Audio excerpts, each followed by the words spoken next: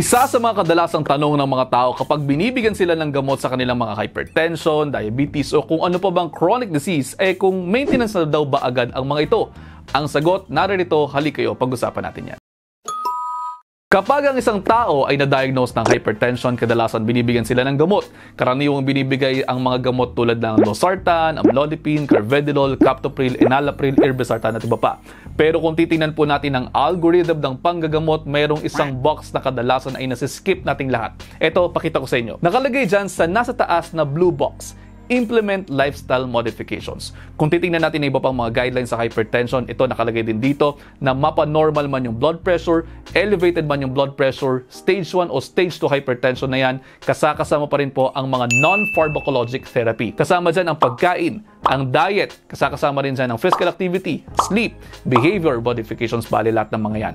Ibig sabihin, meron pa pong ibang modes of therapy na po pwedeng makatulong sa atin sa pagmamanage ng ating blood pressure.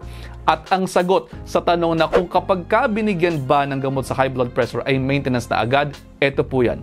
There is a high chance na kakailanganin na po yung gamot na yan ng pangmatagalan o para i-maintain sa normal ang inyong blood pressure. Pero po pwede pa rin pong mabawasan yan kung madedemonstrate natin na through lifestyle modification ay napapababa na natin ang inyong mga blood pressure. Pwede po talaga mabawasan ang inyong mga medications.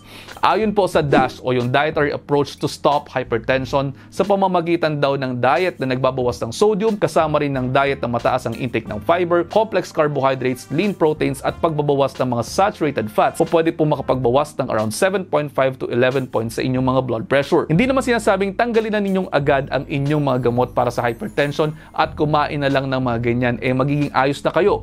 Ang sinasabi po natin dito ay isama muna sa inyong mga clinical regimen at panggagamot, and then kapag ka nade-demonstrate na natin na bumababa na ang inyong mga blood pressure, pwedeng subukan na mabawasan ang inyong mga blood pressure meds, pero kinakailangan ito ay medically supervised. At ibig sabihin din po natin, kakailanganin po natin ng consistent follow-up sa inyong mga doktor. Kapag sinabi ng inyong mga doktor na bumalik after 3 months, kinakailangan bumalik na po kayo. At wag lang basta-basta bili ng mga gamot in the hopes na yan lamang kakailanganin ninyo for life. Ang dapat po ay nagpa-follow up kayo dahil may mga binabantayan po kami sa inyong mga current treatment plans. Nagkaka-side effect ba kayo? Gumagana ba ang dosage na ibinigay sa inyo? Kinakailangan bang itaas? Kinakailangan bang bawasan? Nagsimula kayo ng diet at exercise. Anong epekto niya sa current treatment plan ninyo? Nahihilo ba kayo kapag umiinom kayo ng gamot ninyo matapos inyong magsimula ng diet therapy? Maraming mga bagay ang kinukonsidera pagdating sa pagbabago ng inyong mga gamot, pagbabawas ng gamot, and even pag-maintain ng gamot. At yan po ay inaral po ng inyong mga doktor ng pagkatagal-tagal bago maisulat sa isang maliit na papel ang pangalan ng gamot na dapat para sa inyo. At ayun na nga, sabi ko naman po sa inyo, ayaw na ayaw ko lang naman kasi talagang nagkakasakit kayo. Kaya naririto pa rin po ako, nagpapaalaala sa inyo. At sa huli, ano't ano man ang mangyari, tayo lang din naman talaga ang magtutulong-tulungan. Kaya naman yun lang for now, i-digest nyo muna dahil ang gusto ko ay healthy kayong lahat. So, the next episode, ingat.